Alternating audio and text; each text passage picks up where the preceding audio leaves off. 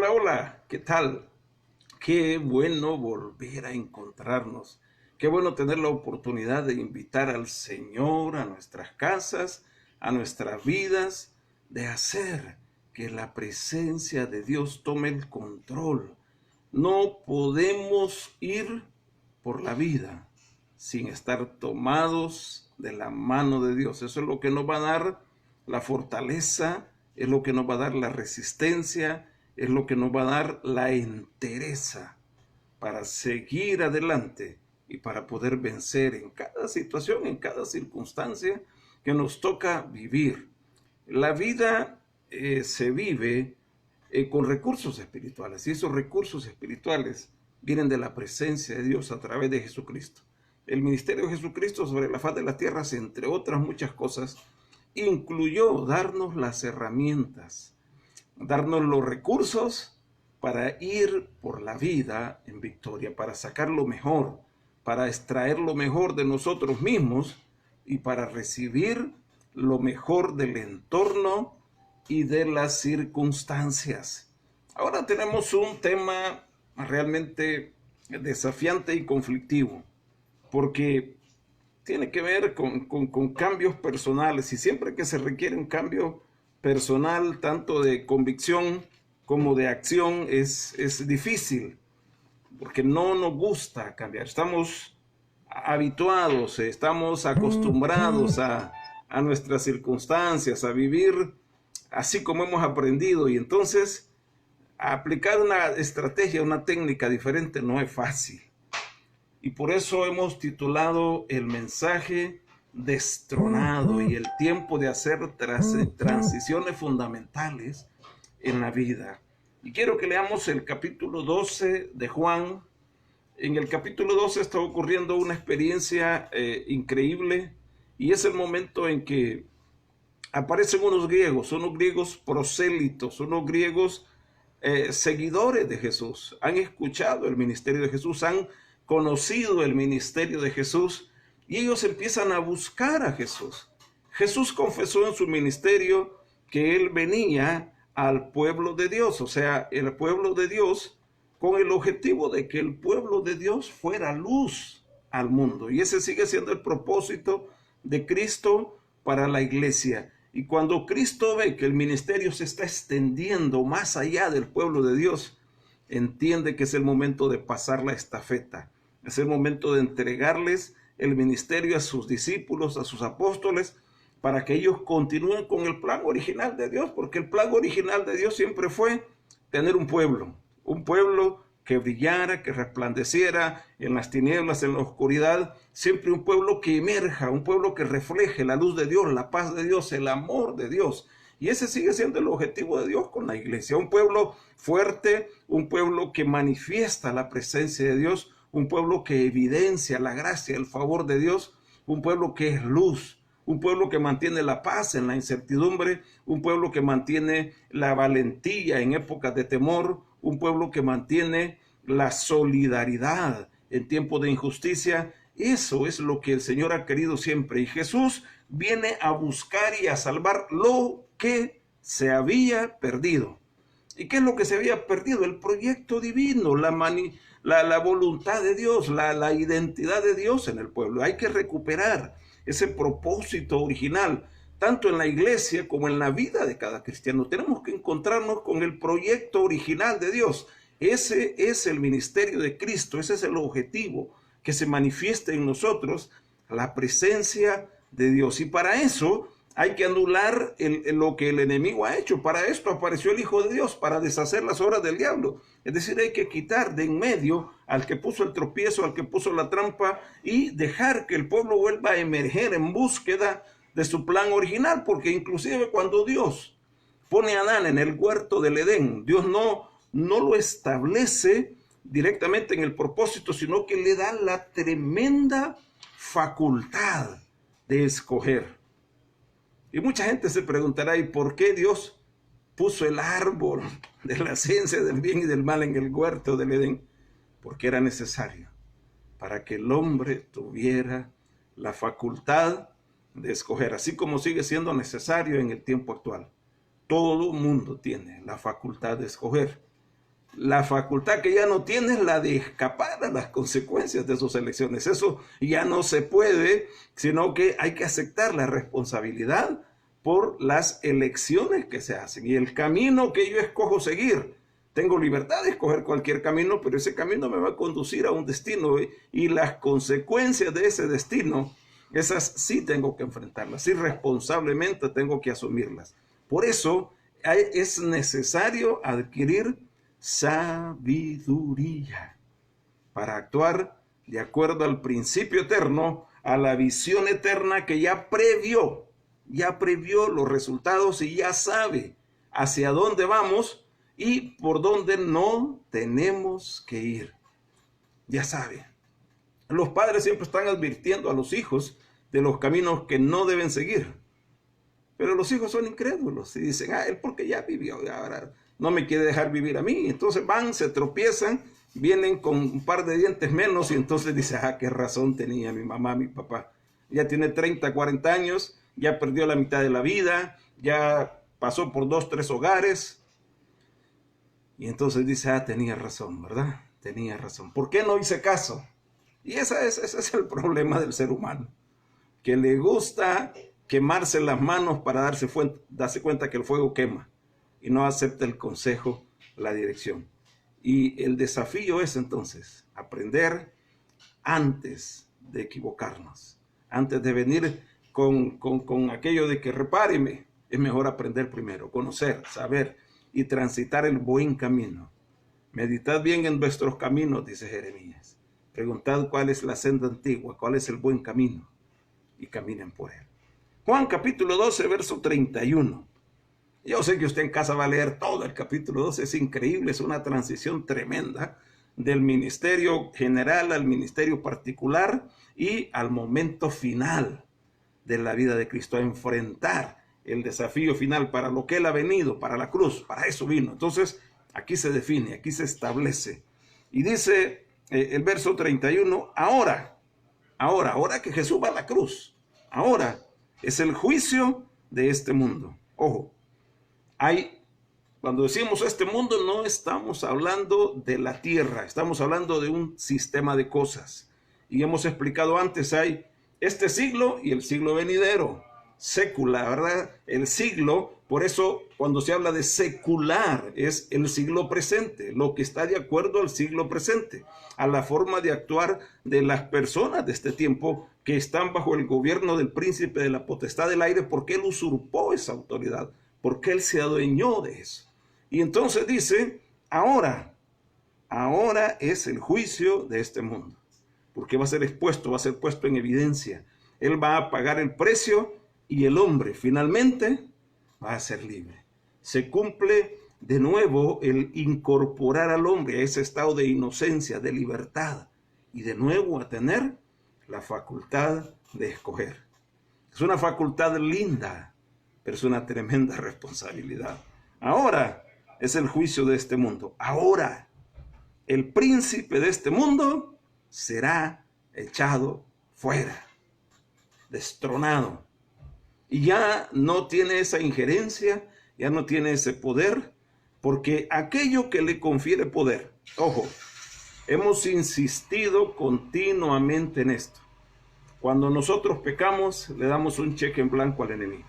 Le conferimos poder, porque lo que le da poder es el pecado. Y entonces viene Cristo y quita el pecado del mundo. Eso era algo inconcebible. He aquí el Cordero de Dios que quita el pecado del mundo. Y nos deja en la oportunidad, en la maravillosa facultad de escoger el árbol de la vida o el árbol de la ciencia del bien y del mal. El árbol de la vida es las cosas como Dios dice. El árbol de la ciencia del bien y del mal es las cosas como yo digo. Yo soy el árbitro, yo defino qué está bueno, qué está malo. Por eso es peligrosa la razón, y ya hemos hablado muchas veces, ¿verdad? Ese es el árbol de la ciencia del bien y del mal. O sea, yo puedo ser religioso y estar tomando del árbol de la ciencia del bien y del mal porque puedo estar haciendo las cosas como yo digo y no como Dios las dice, ¿verdad? Entonces, lo que Dios dice es lo fundamental, lo fundamental. Dice Romanos que el problema de los griegos y del pensamiento griego que influyó en Roma es que cambiaron la verdad de Dios por la mentira. Y ese es un gran problema, es un problema serio. Entonces uno debe saber qué es la verdad. Y Pilato pregunta, ¿y qué es la verdad? Pero no se detiene, no se queda esperando a que la verdad se le evidencie, se le manifieste. Entonces tenemos nosotros que saber establecer la verdad en nuestra vida. Vuelvo a leer el verso 12, 31. Ahora es el juicio de este mundo, este sistema de cosas, el engaño, la seducción que el tiempo presente pone delante de los hombres y que fácilmente caemos en él, ¿verdad? Por eso dice Romanos 12, no os conforméis a este siglo. Ya no, porque ya se puso en evidencia, ya está, ya se sabe cuáles son las cosas engañosas de este siglo. ¿Por qué? Porque fue puesto en evidencia. Dice, ahora es el juicio de este mundo, ahora el príncipe de este mundo será echado fuera. Ha sido destronado. Ya no está más.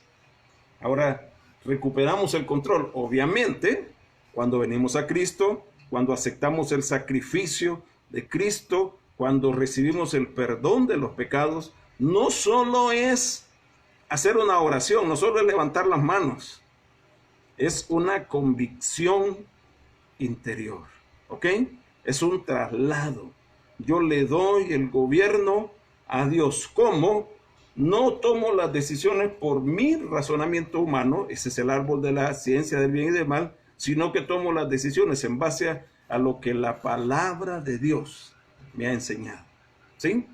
La palabra de Dios me enseña principios. Y yo lo hago de esa manera. Y yo actúo de esa manera. Porque de ahí viene la experticia. De ahí viene la dinámica. Podemos hacer una analogía, por ejemplo, en el ámbito de la cocina. Supongamos que yo cocino de X manera un huevo.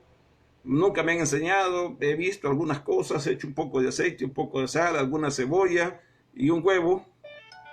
Pero no me queda igual como le queda al experto, al chef. Y al chef viene y le pone un nombre especial, un nombre bonito.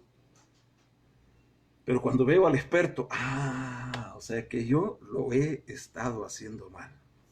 Ahí es a la convicción que tenemos que llegar cuando nos exponemos a la palabra de Dios. O sea que yo lo he estado haciendo mal. ¿De acuerdo?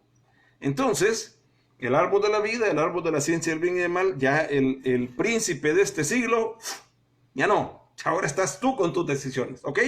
Solo estoy yo con mis decisiones. Y yo puedo escoger el árbol de la vida, que involucra a Cristo, o el árbol de la ciencia del bien y del mal, que le vuelve a dar la autoridad al maligno, al enemigo. Ahí es donde tenemos que vivir con sabiduría. Yo escojo.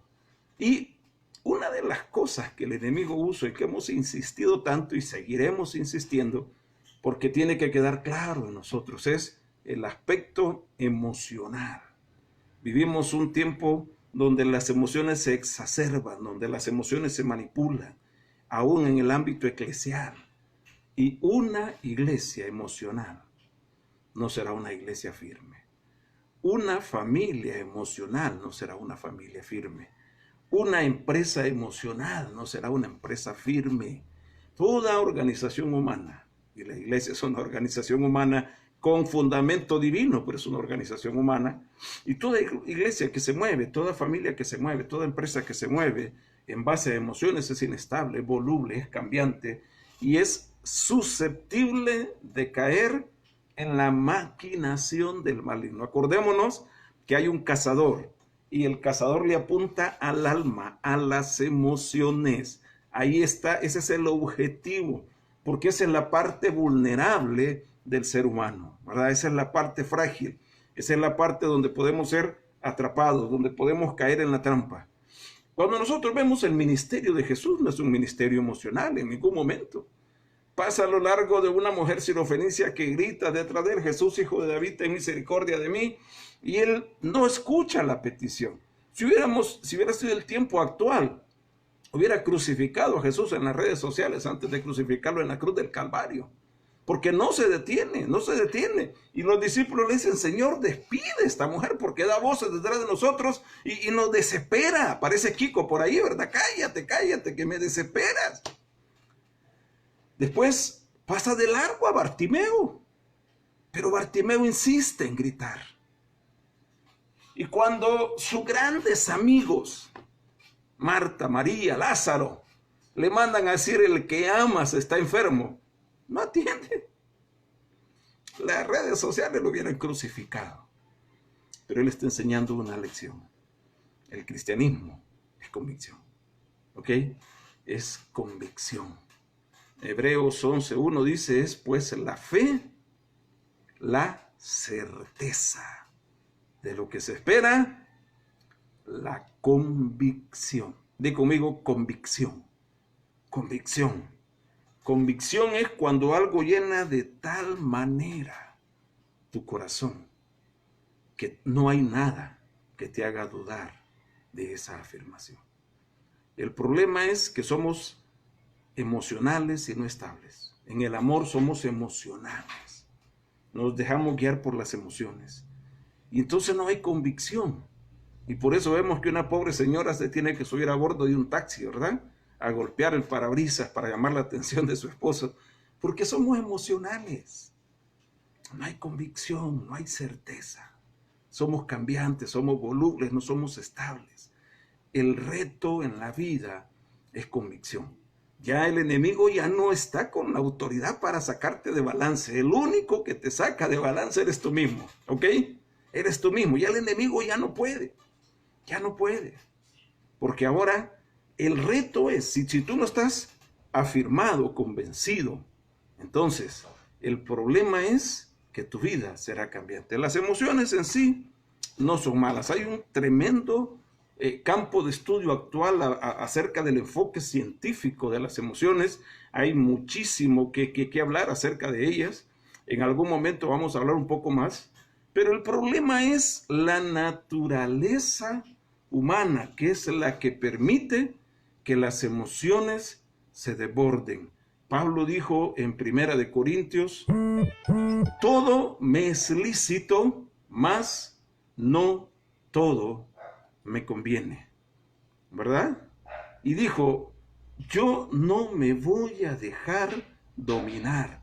Todo me es lícito, mas no todo me conviene. Todas las cosas me son lícitas, mas yo no me dejaré dominar por ninguna. Ojo, no me dejaré dominar por ninguna. Siento ira, sí, siento ira, pero no me dejaré dominar.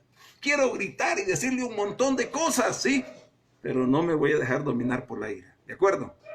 Yo voy a dominar la ira. Ese es el consejo que le da Pablo a Timoteo en 2 de Timoteo capítulo 1. Le dice, porque no nos ha dado Dios espíritu de cobardía, sino de poder, de amor y de dominio propio. ¿Qué es lo que decimos? Es que yo no puedo. Eso es cobardía, ¿ok?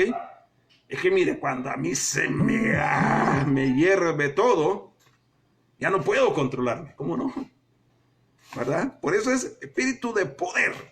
Nosotros pensamos que el poder tiene que ver con hacer algo. No, es el self-control. Por eso, espíritu de poder, de amor y de dominio propio.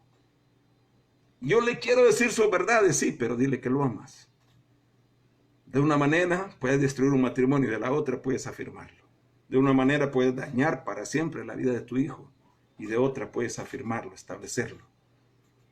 Dominio propio, poder. Sí puedo, digo conmigo, sí puedo. Sí puedo, sí puedo. Es que mire, yo cuando tengo que decir algo, tengo que decir. No, porque nuestras palabras son delicadas. Tenemos que saber defender la integridad de nuestro matrimonio, de nuestro entorno, siendo valientes. ¿Y cómo soy valiente? Gobierno. Dice Proverbios que es más grande el que se conquista a sí mismo que el que conquista a una nación. Y dice también que es mejor vivir en el rincón de un terrado que en casa espaciosa, con mujer rencillosa. Cuando yo dejo que la emoción se desborde y empiezo y le doy rienda suelta a mis palabras, a mis pensamientos, a mis emociones, destruyo. Las emociones son delicadas. La convicción hace la diferencia. Esa es la valentía. Es la valentía. Yo sé callar. Ahora, no hay que callar para siempre, hay que buscar un tiempo de catarsis. Esa es la razón de las emociones. Las emociones tienen el mismo comportamiento que el placer. No llenan, no sacian, no aportan nada, pero son un proceso de catarsis. Es un proceso a través del cual yo saco de mí todo lo que llevo negativo, porque entonces voy a explotar. Entonces, para eso son las amigas, para eso son las consejerías, para eso es el tiempo de compartir, para dejar que haga catarsis, ¿verdad? Y aquello que yo siento no se quede guardado, porque se convierte en una bomba de tiempo y entonces empieza a dañar la salud del cuerpo. Pero es importante, en el momento adecuado, la palabra dicha a su tiempo, cuán buena es. Hay que saber controlar, ponerle freno. Dice Santiago que hay que refrenar la lengua. No dejar que se vayan las emociones por algún lado. Si dejamos que las emociones se desborden, vamos a ser presa fácil del cazador. ¿Cuántos matrimonios ha visto usted destruidos por las emociones? La emoción se exacerbó, se convirtió en pasión y llevó a una crisis terrible. Me dejé dominar por la emoción y dije cosas y traje destrucción a mi matrimonio. Ministerios han sido destruidos por un desborde emocional. Familias, empresas, organizaciones se han destruido por un desborde emocional. La vida es convicción. ¿Y cómo se obtiene convicción? A través de los principios, a través de las verdades. Es impresionante la historia de Bridge Walker, un niño de 6 años que interfirió en el ataque de un perro a su hermanita.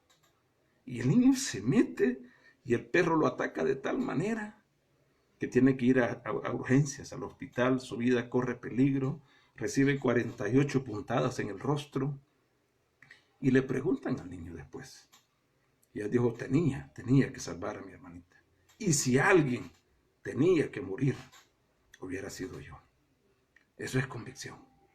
Eso es certeza. El niño estaba en clases de defensa personal y él dijo, tengo que aplicar lo que he aprendido.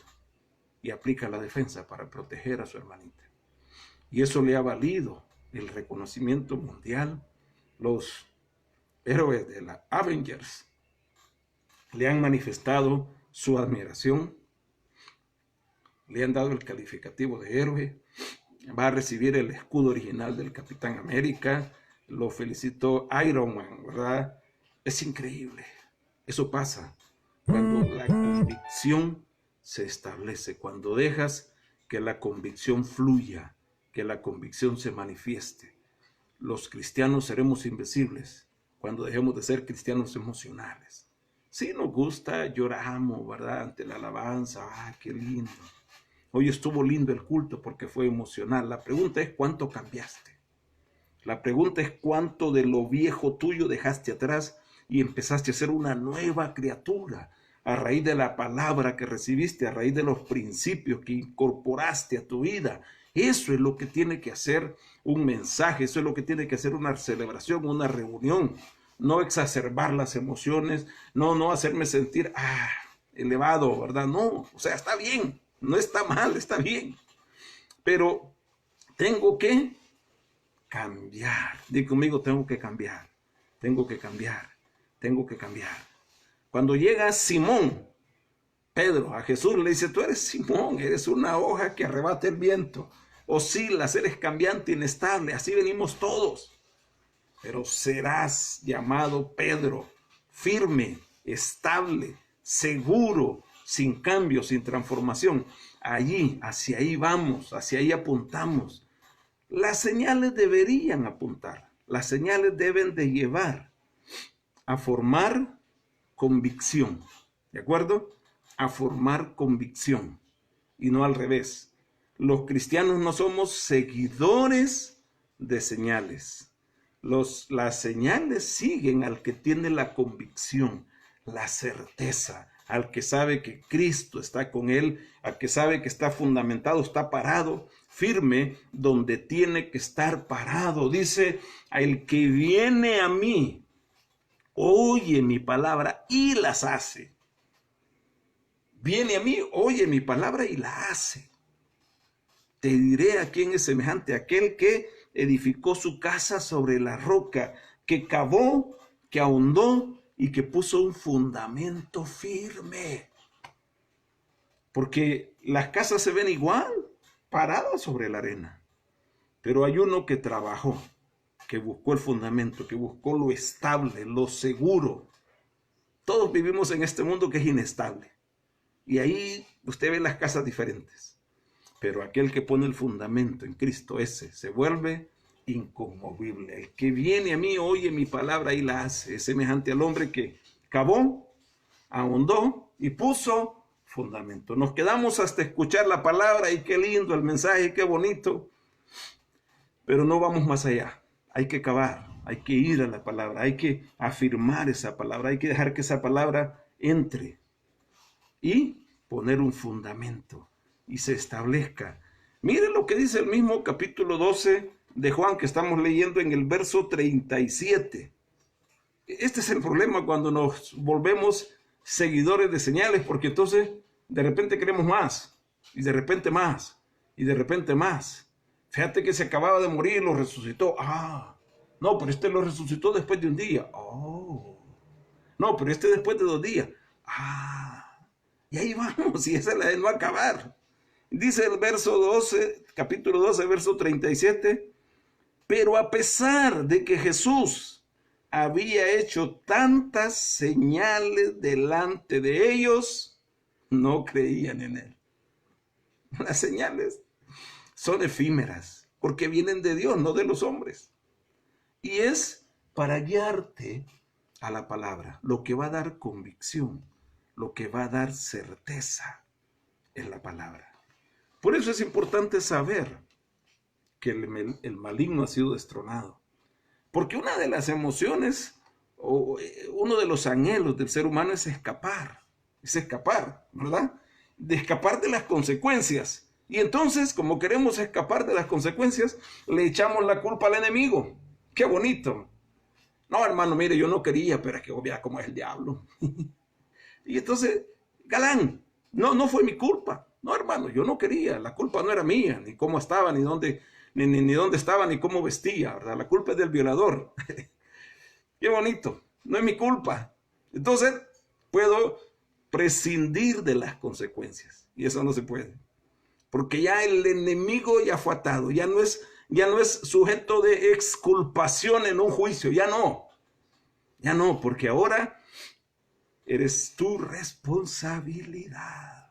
El enemigo ya fue destronado.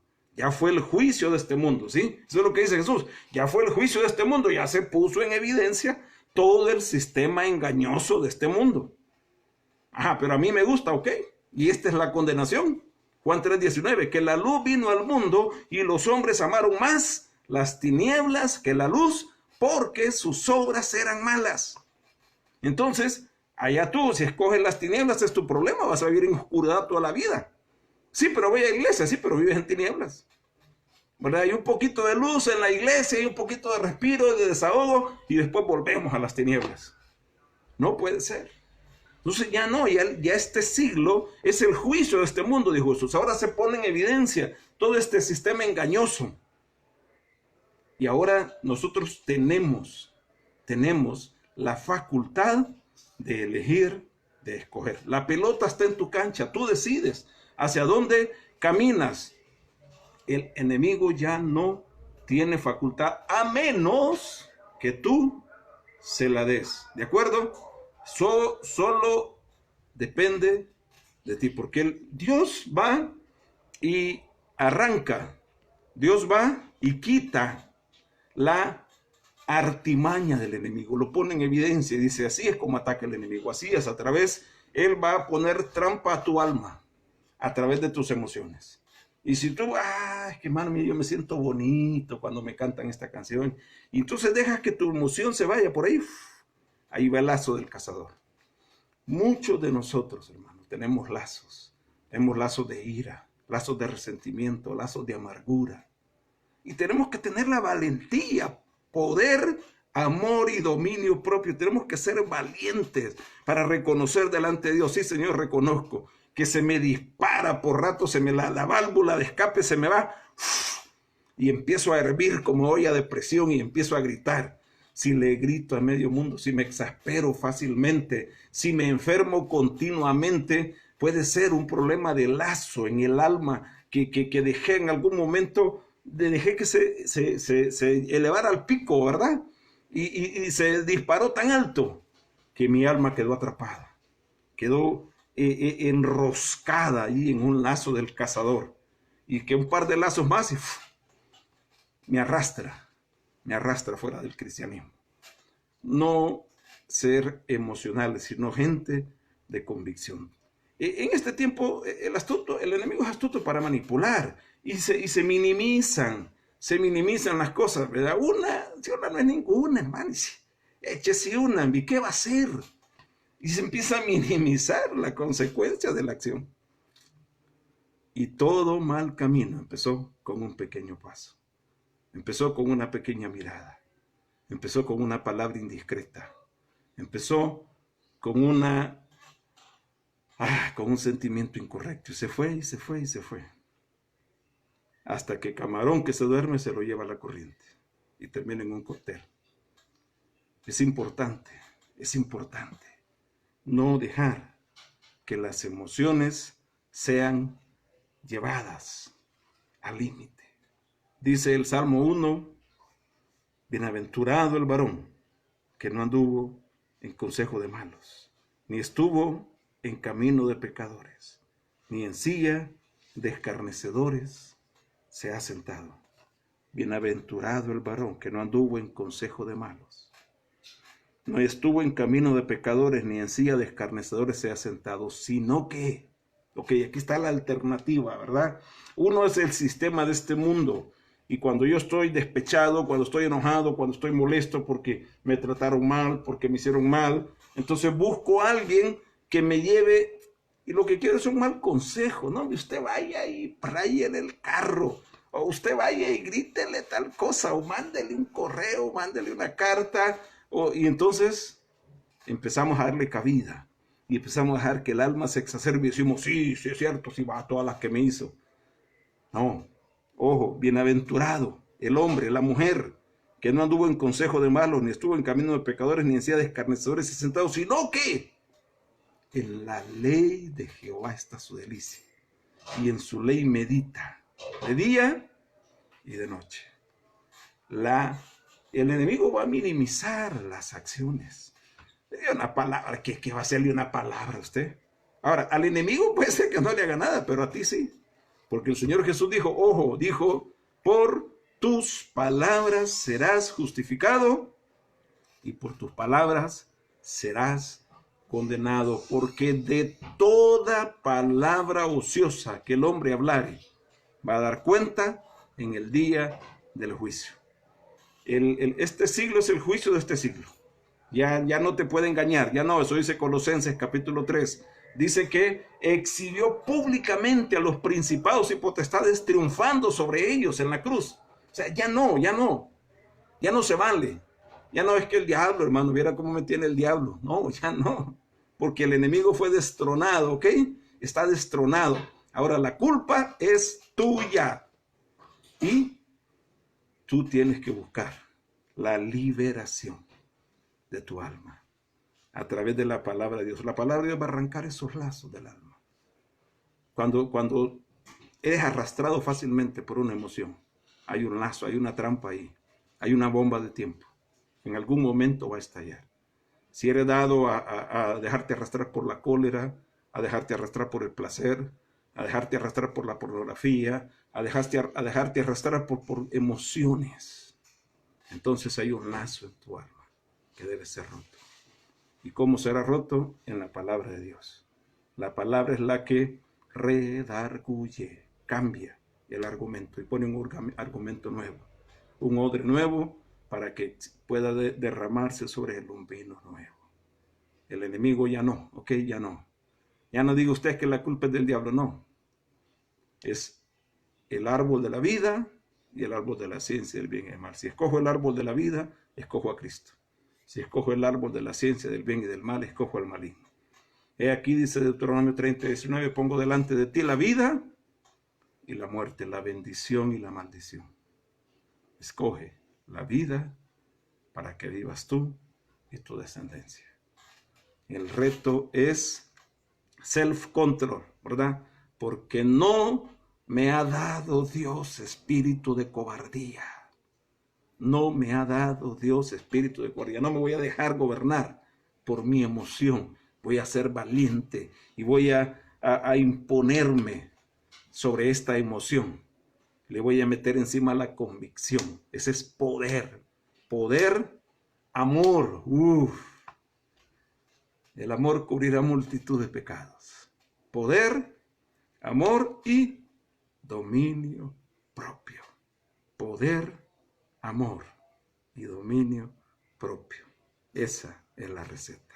Padre, gracias. Perdóname, Señor. Perdóname cuando me he dejado llevar, arrastrar por la parte emocional y cuando he permitido que las emociones se desborden en mí.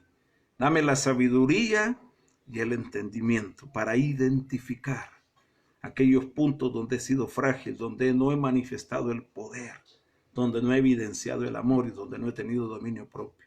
Ayúdame, Señor, para retomar el control de mi vida y escoger. Gracias, Dios. Gracias, Padre. Bendito seas. Bendito seas. No te desconectes porque viene un poderoso tiempo de oración. Muchos lazos van a ser rotos en este tiempo.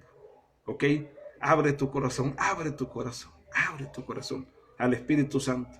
Sé genuino, sé auténtico y dile al Espíritu Santo, ayúdame a romper esos lazos, a quitarle toda ventaja al enemigo porque ya fue destronado y ya no tiene poder. Y yo no quiero darle poder con mis palabras, ni con mis pensamientos, ni con mis sentimientos, ni mis emociones, y mucho menos con mis acciones. Viene la oración poderosa, sigue conectado. Que Dios te bendiga.